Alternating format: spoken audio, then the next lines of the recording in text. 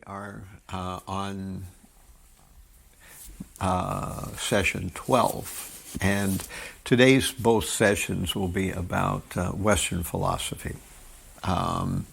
Particularly, I have always felt that when trying to grasp the Bhagavad Gita, probably our biggest single hurdle is the fact that we were mostly all of us raised in Western philosophy and in a Western culture, which has many preconceptions. And I think many times we don't even realize how these conceptions shape the way we think. And that's why I wanted to do this introduction. So today we're going to talk a little bit about how Western philosophy relates to the philosophy of Bhagavad Gita. And I have always been very interested in how people view the world. Everybody views the world in somewhat of a different perspective. However, there are some quite large social perspectives that big categories of humans follow, like in Western culture, in Oriental culture, in like say Chinese culture or Indian culture. There are various different modalities, various different thought patterns that shape how people think. And it's good, especially if you're going to talk about philosophy, to bring up these foundational principles that shape the way we think, so that when we think about things and we think about the Vedic literature, we can see where we might be having an easy way of understanding the Vedic literature, because it's the same concepts beneath that the Western philosophy is, and where those two are at very different loggerheads at explaining things. So we will easily get confused because we bring a Western perspective, which in this case is we have to challenge it or at least bracket it. So I'll be talking about that today, bracketing we can't throw away Western culture. We came as a result of it, and it's deeply ingrained. But to approach Bhagavad Gita, we can at least bracket various Western conceptions when we try to understand what the Bhagavad Gita is saying. So, of course, today we are going to go with our Gita excerpt as usual, and we're going to talk about, in this session, session 12, we're going to talk about how to dialogue. Because when you're speaking with somebody from a Western perspective, there are naturally going to be questions that arise in their minds. And when dialoguing with someone, the important thing is that when communicating with somebody with a different foundational philosophical belief, certain checklist things should be there. Otherwise, there's a real strong tendency the two conversations are just completely missing one another. They don't have anything to do with one another. It's like if we had two football teams or two sports teams come together and play on a field. If they weren't playing the same sport, then what would be the meaning of the two teams competing, Like if we had a basketball team versus a football team, and they were on the same, first of all, what kind of stadium would they be in? Would they be on a basketball court? Would they be on the gridiron, And what kind of ball would they use, Because they're not even playing the same sport, So this is what happens oftentimes when people try to discuss philosophy. We get caught up in these things. And so here's a few checklist things. This doesn't guarantee you're going to come to an agreement. That's the thing I want to make right up front, is that because we have this checklist, it doesn't mean that the person we're talking with is going to necessarily agree with us or will agree with them. But what it does mean is, at least when we're talking about the same thing, and we know where we have a disagreement and about what, instead of disagreeing in a very nebulous way about things, terms, axioms, and proofs that we're very, very vague and foggy on. All right. So that's what we're going to be talking about today. We'll also talk about what you might be able to expect out of one of these kind of conversations. Because in the long run, for Krishna consciousness to go forward and to take root in the world, we are going to have to deal with other philosophies. Every philosophy in the world has to do that. Every religion in the world has to explain itself to other religions. Every philosophy has to explain itself to other philosophies. And if that can be done in a methodical way, in a reasonable way, then we might not get, an agreement on all points, but at least we'll understand where we disagree, why, and to what extent. Okay, so enough about that. Let me start to move forward on today's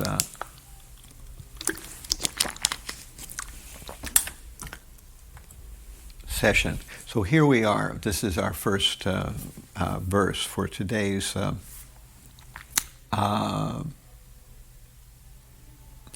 topic. Idam te na tapaskaya na bhaktyaya kadachana na cha shru shave vachyam na cha mam yo bhyasuyati. This confidential knowledge may never be explained to those who are not austere or devoted or engaged in devotional service, nor to one who is envious of me. I'll read that again. This confidential knowledge may never be explained to those who are not austere or devoted or engaged in devotional service, nor to one who is envious of me. So this verse I chose because it points up a very important thing, that knowledge isn't just like a drink of water. I have a little bottle here and I can drink from it. All that is required is I just grab it and drink it, Knowledge is not like some kind of internet resource where you just find the URL and you lock in and immediately you download the necessary information. There is a qualification for knowledge. In other words, if you are not properly qualified, even the knowledge may be there in some written, spoken, or some other form. The knowledge may be there. You will not be able to accept it or assimilate it. So a person who is not that Krishna here is saying that he wants to keep people from getting knowledge. What he's saying is that if you don't have certain qualifications, you aren't going to be able to take advantage of that knowledge. I use the example sometimes if, for instance, you were in a college course and the professor was going to teach something about, say, for instance, the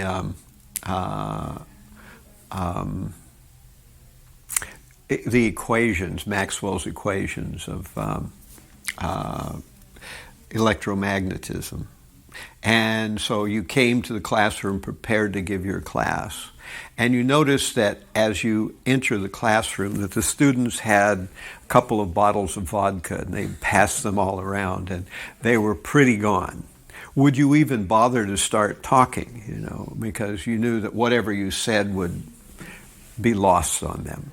So if a person has the wrong consciousness or the wrong mentality, then knowledge will not be able to sink in. It will not be absorbed.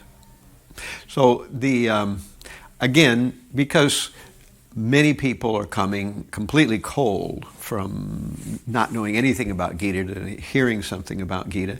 That does not mean you have to absolutely believe everything, you have to understand everything. Obviously, it couldn't work that way. But at least you have to hypothetically or give the benefit of the doubt to an explanation if you hear it, at least with not a challenging or with a very skeptical attitude.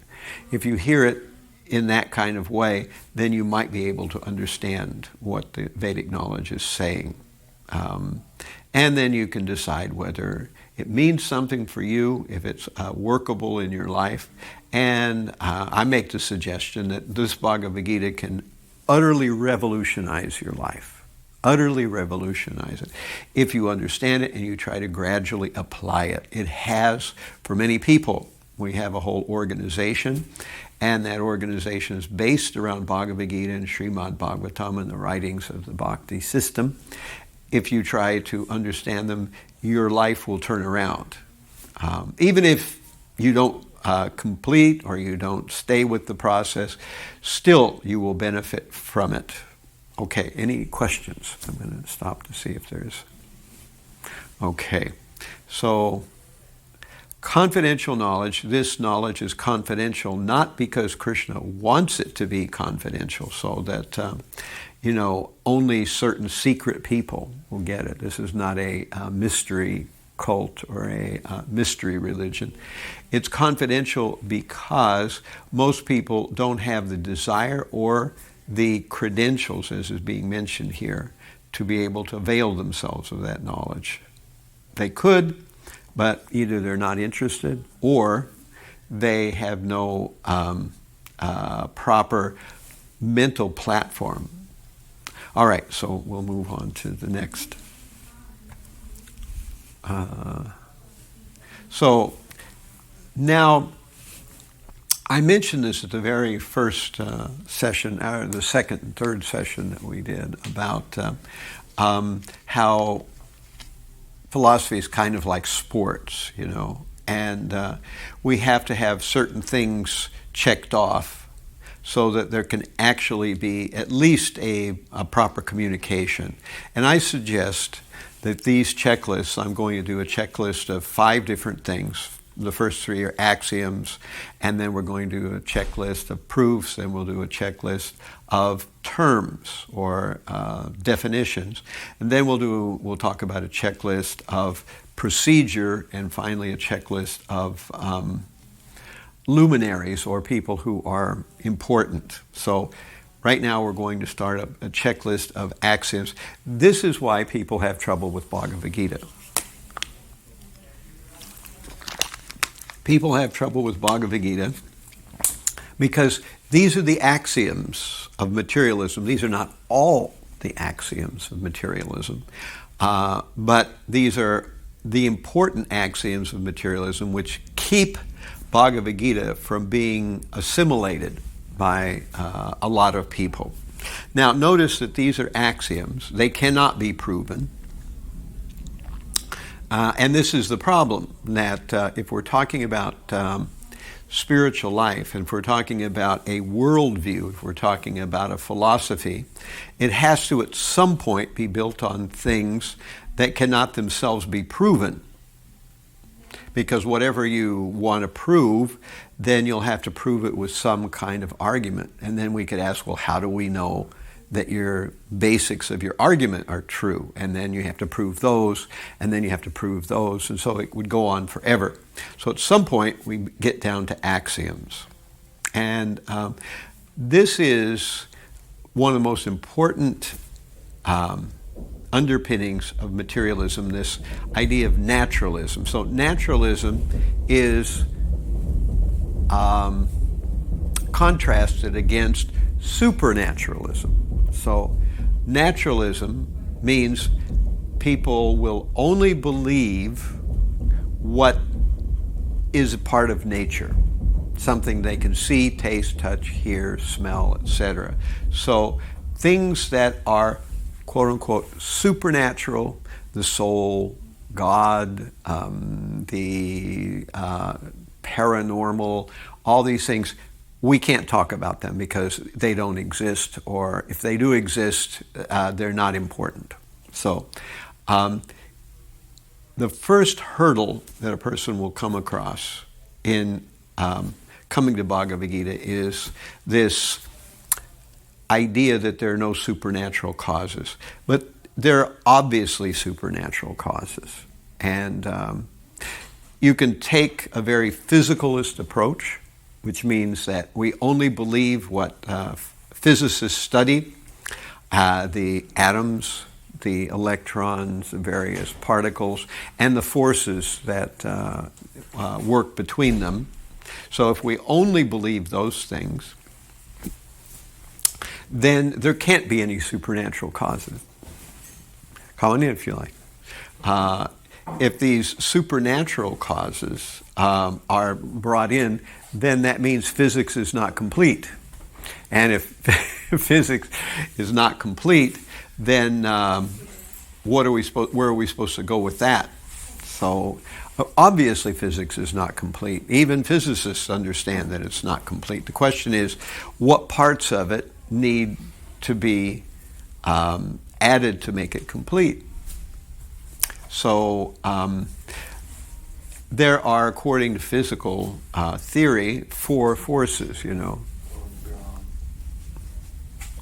There are 4 forces. There is, strong force, weak force, electromagnetism, and gravity. So these are the 4 basic forces. But there's obviously another force, and we don't have to go out in woo land for that other force. The other force is human desire.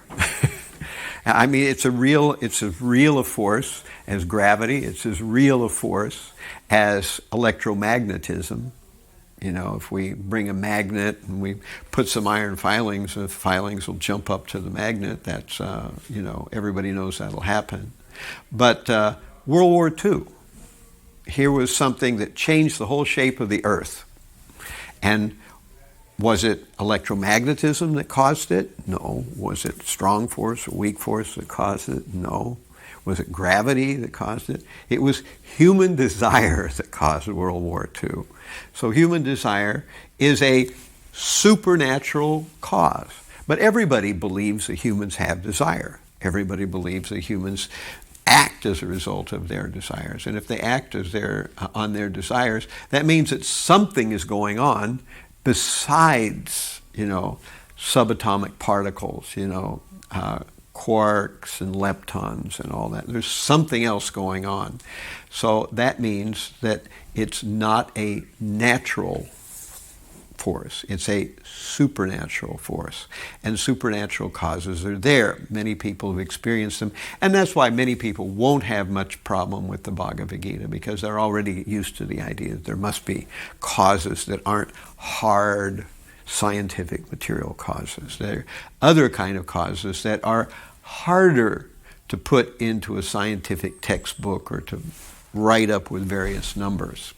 So there is no proof of the fact that there are no such thing as supernatural causes. As a matter of fact, there's a lot of evidence contrary to that. And in the materialism category, we have a bottom-up creation, that everything happens from small, fundamental, tiny, simple fundamentals, and they bump together in some way. Usually it's always described as just randomly, and gradually out of all this soup grows a very complex universe that we live in today, with all of its detail, with all of its varieties of every kind, and no intelligence was involved anyway along the line. It was just simple things. Electrons or leptons and quarks, they're only described in a handful of mathematical formulae. And if we talk about them bumping together, they eventually make molecules. Those molecules supposedly eventually make organic molecules. Those organic molecules fairly come together and create basic, very simple life. That life evolves, and eventually we get everything we see. So this is the materialistic view. And if that way of looking at things is the way you look at things, you'll have a lot of difficulty with Bhagavad Gita, because the Bhagavad Gita talks about a completely different process, And many people think knowledge is evolving, that gradually we're learning more and more about the universe. We were cavemen at one time. We didn't know nothing about nothing. And now we are gradually learning all kinds of enormously important things about quantum field theory. We're learning about computer chips and how they can, do various processing. We're learning about various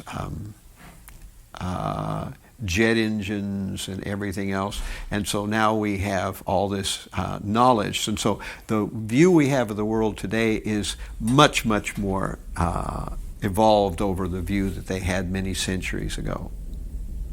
Certainly from a technological point of view, that's true. But we can argue about the other point of view. Now, here's something that I really want to make a point of, is that we were talking about that every philosophy is based on axioms. The axioms themselves you cannot prove. In Western materialistic, naturalistic philosophy, those axioms aren't even set. That sometimes somebody may actually throw out one of them. This is what Einstein did, he challenged our way of thinking about time. However, in the Vedic system, the axioms are set. We know what they are, and those are not going to change. That doesn't mean that people won't make technological discoveries and use those for creating new, amazing, toys and games for people. But that means that the basic axioms are not going to be tinkered with, However, in the modern Western materialistic point of view, they are being tinkered with. We never know which ones might suddenly get dumped off the table. And of course, according to the Vedic system, some of them are directly contrasting to the Vedas. In the Western materialistic system, we have this idea that there are only laws. That's all we have is laws. That we have Maxwell's equations, we have F equals ma, we have the laws of thermodynamics, we have E equals mc squared, we have various other equations and derivatives and integrals and all these things which describe the way materialistic matter and energy work together. And these laws are it. There's nothing beyond the laws. They never change. They're the way they are. They're the way they're going to be forever. From the Vedic perspective, we don't agree with that. That these laws certainly are there, but they can also at times be bypassed. And these laws are given by a lawgiver. And the lawgiver can change them at any time. And that lawgiver is not subject to his own laws. So this is our first checklist. If you're going to discuss spiritual life with someone who had an issue with the Bhagavad Gita or something, the first thing you could check is to see whether they believe in naturalism, how serious they are about it, whether they believe everything in the material world is only physical laws, namely matter and energy, if they believe everything is a bottom-up creation, if they believe that we are gradually learning more and more things, not just technologically, but philosophically as well, and whether they believe laws are absolute. So these are the main things that are directly, these axioms are directly against the Vedic axioms. And if you recognize that, then you know why you're having an issue with somebody who believes materialism, why someone believes a very naturalistic view. All right, so questions about... Yeah. So materialism is the base of the modern science, so they are not accept any supernatural causes, and actually that's it's kind of like unbelievers status. So because they don't believe in the supernatural, so they just believe in facts or counting things. So that is the point of why we're different. I mean, why Vedic Vedas different from materialism, right? Right. That's not all scientists, but at least a very vocal and very, what you call it, a very vocal and very visible spokes group for materialistic, atheistic, naturalistic science. They speak like this. And there's a reason they speak like this. We're going to talk about this as we talk about Western philosophy, that it didn't get this way overnight. This has gradually come here from many, many centuries of all the way back to the Greeks. The Western philosophical tradition has painted itself into a corner and eventually has come to a very narrow, naturalistic, and untenable view about how things work. And this is why science has no explanation for human desire. Science has no explanation for consciousness, what it is. Science has no explanation really with ethics. We're going to talk about that in a minute. But these things are all missing because it's painted itself into a corner. That Western philosophy, by inches and degrees, has come to the point where it's almost exclusively materialistic. And being exclusively materialistic, it can't admit any supernatural causes. And it can't admit that there's anything beyond laws. And it has a set of axioms which are never fully described. So this is why people who believe this, they will sail right by Vedas. They won't think about them twice. But not every scientific person, not everyone who's a thinker, and not everyone who looks at evidence in a critical mentality will believe these axioms, because they can't be proven. You can't prove that there's no such a thing as supernatural. You can't prove that matter is the only thing exists. You can't prove that the creation actually works from the bottom up. I mean, people take that as a given, but there's no proof of it. There's no scientist that's done any kind of experiment to demonstrate that. And their laws of science would fall apart completely if we didn't believe the laws. And they're good within a certain parameter, within a certain range, but they're not absolute. So again, there's no proof that these laws are the final say-all and everything. Okay. Any other questions? Okay. So keep moving here.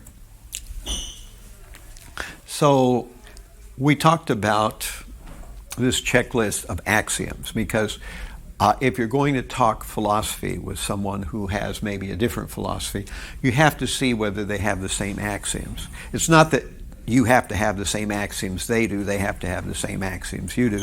But at least if you know where the two are different, then you can have a meaningful conversation. But if you don't even know that you have different axioms, you won't have a meaningful conversation. And similarly, we talked about the fundamentals or the axioms. Now here are the terms. If you don't use words the same way that the person that you're talking with uses words, then again, the conversation will be like, a football team playing a basketball team. That it means nothing. It's it's just a exercise in frustration because you're not using words the same way. What does universe mean? In the scientific world, universe means something very different from what we mean when we say universe. So in the Vedas, when Krishna talks about the universe, he has a very definite conception of what that is. It's not at all the same conception that Western science has. So that doesn't mean that we have to agree that it's one way or the other, but if we use the word, then we have to bracket the word and say that we're using it now in the Vedic sense or we're using it now in the Western scientific sense. We have to decide which way we're going to use it, or come up with two other words or something like that so we can have a simple conversation and not get tripped up over what we mean. What does reality mean? That's a word that is really, really watery. It's hard to know what it means. Nothing is a word that is used in a very slippery and sneaky way oftentimes in science, or in Western philosophy. The idea is that everything came from nothing, but that nothing is not nothing in the sense of zero. It's nothing in the sense of no physical forms. There's some kind of, essence or quantum foam or whatever they want to call it, that is not what most people think of when they hear the word nothing. Occam's razor is something that often gets tossed about. William of Occam said that if you have two explanations for something, and one of them is simpler, then the simpler one is the better one. But both of those explanations have to actually address the explanation of the thing in question. If one of those explanations doesn't actually work, then it may be simpler, but it's useless. As Einstein said, I want to make the explanation of the universe as simple as possible, but no simpler. So you get to a point. Of course, supernatural, what does that mean? And proof, what do we mean when we say the word proof? So this is the second thing that you have to check when you're dialoguing with somebody or you're getting into a confusing territory with the conversation is, are you using terms the same way? Are they defined the same way? And then the third checklist here is, what constitutes proof? We can say, well, somebody had an out-of-the-body experience. And in that out-of-body experience, they actually drifted outside their body, and they saw a tennis shoe outside on the hospital ledge. And when they came out of surgery and they re-entered their body, then they were curious to see if there really was a tennis shoe on the third floor outside in the gutter, which couldn't be visible from the hospital window. And so they sent somebody out there to check it out, and sure enough, there was a shoe. So how, a person who is materialistic and naturalistic will say, well, this is just anecdotal, so this doesn't count as proof. In their book, it doesn't count as proof. And so you can see how if you really want to believe something and you're willing to reject certain kinds of proof, then essentially you can be satisfied with whatever philosophy that you want to float, because you're rejecting many different kinds of proof. In a courtroom, we can't bring scientific equations, generally speaking. In a courtroom, we can't bring, some kind of scientific experiment. But in a courtroom, we can have people give testimony, and that's usually how the guilt or innocence of somebody is eventually derived, by human testimony. And so human testimony must count for something. And even when a scientist writes up a peer-reviewed paper, he's giving his human testimony. It may be littered with various equations and details and data from an experimental aggregate of various different situations, but it's still his human testimony. We have to believe what he's saying. We have to believe that what he, experienced or what he got as data was true. He wasn't using some way to fudge the data. Of course, someone could replicate the experiment, but oftentimes people don't bother to do that, So at any rate, what counts as proof is an enormous, important thing when communicating with people across lines of different philosophies. So we have mathematics. Some things can't be expressed in mathematics. Some things are not. There's no way we can use empiricism. Empiricism is the idea of only accepting things as true when we can physically do experiments about them. If we can't do physical experiments, they're not true. This was something we'll be talking about a little bit later on.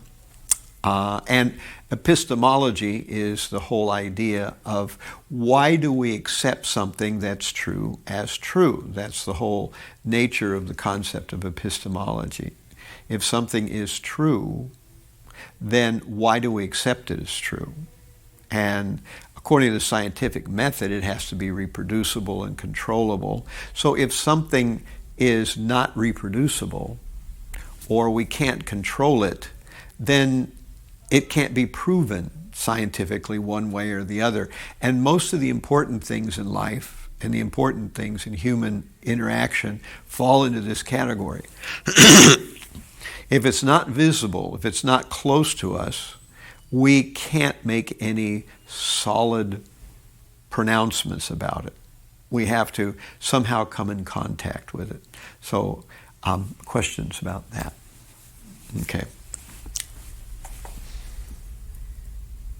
So finally, we're going to talk about luminaries. So if we're describing things in a group of people, and those group of people have various, evidences, oftentimes the statements of particular important people have a lot of import. They carry a lot of weight. So if the right person says something, then we tend to accept it. And appeals to authority are quite common. Oh, we're not really ready there. Appeals to authority are common. So if we want to know what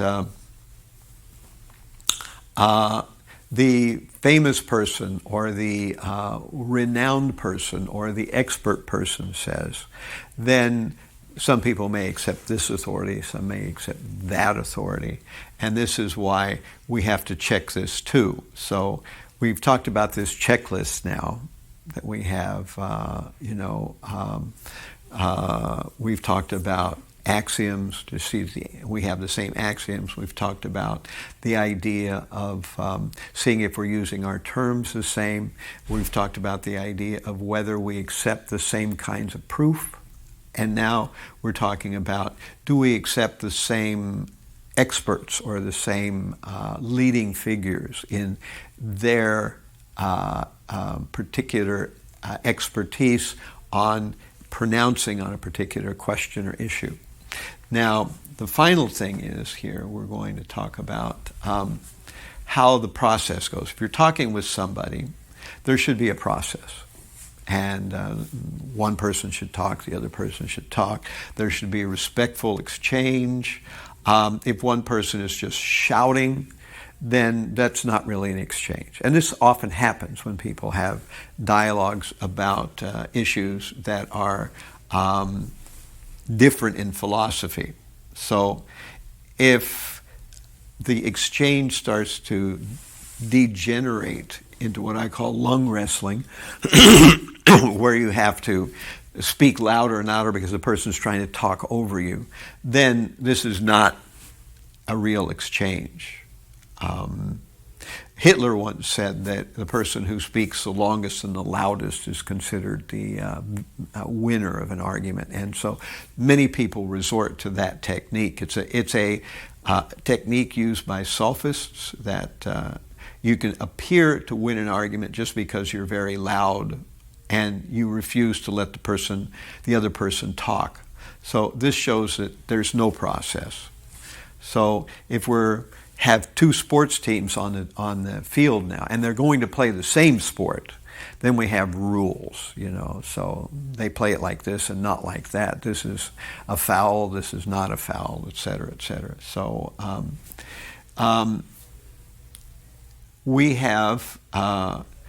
I would say if you notice these things in a communication or in a exchange, philosophical exchange, then you notice that the exchange is basically kind of disintegrated. It's no longer useful. If we see negative emotions, if people are using ad hominem arguments. Ad hominem argument means that you're not attacking the philosophical point or the truth. You're attacking the person instead. So you're just trying to show how they're a bad person in some way or another. So these are the 5 things that I would suggest are important to have a checklist about if you're going to communicate with people in Western thinking, people who are, possibly interested, or people who have a counter view, but you're going to respectfully try to understand and give the opposite side of their counter view. Questions about that?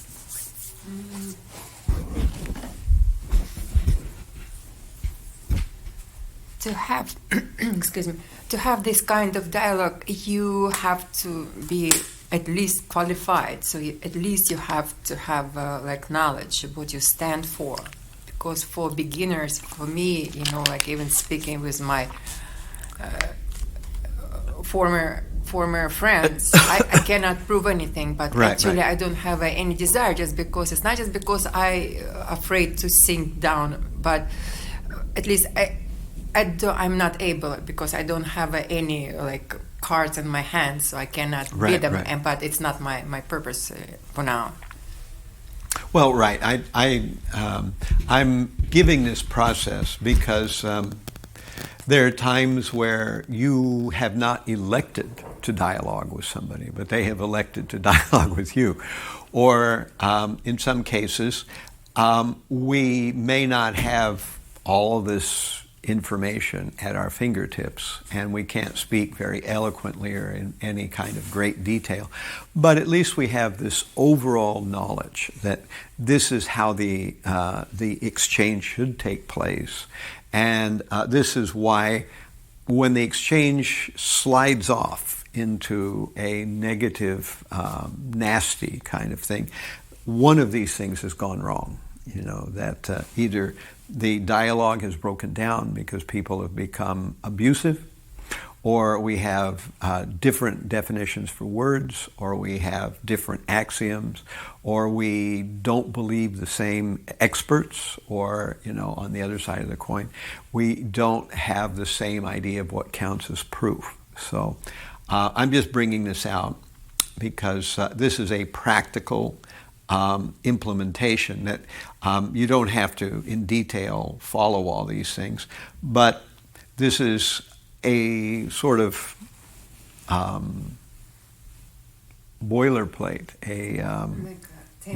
template for how you could enter into a discussion if you wanted to. And if we don't notice anything negative happening, then we don't really have to explore these things too much, But you always have to be aware that you might be using words differently than somebody else. You have to be aware that they might have different axioms, et cetera, et cetera. So at any rate, this is why I bring this up, because when discussing Bhagavad Gita, these kind of issues are naturally going to arise. And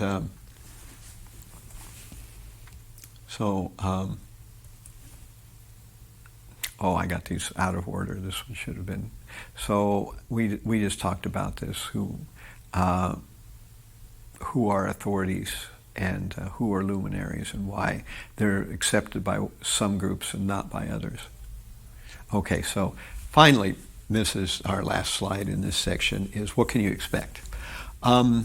Well, you can't expect that people are going to necessarily accept your viewpoint. That's not, they might. There's no reason they couldn't. But the checklist that I'm giving here is that if you kind of grasp it and you think about it and you remember it, then if you engage in a philosophical discussion with somebody, it won't be a disconnected dialogue where two people are talking about completely different things, like I was saying, having a basketball team versus a football team. It's not a complete mess. Of course, if we notice when the dialogue comes to the point where the same arguments, and this is what happens if you talk long enough with somebody about anything, you come to the point where we have recycled arguments, where we're hearing the same thing again and again. And at that point, we can see, okay, this is over now. There's no reason in continuing here. Or if disrespect starts to happen or people try to shout you down, this is also a point where the concept of having a communication across the cultural divide between Western philosophy and Vedic philosophy, where it is broken down. Any final questions here? Okay, so that brings us to the end of our first session.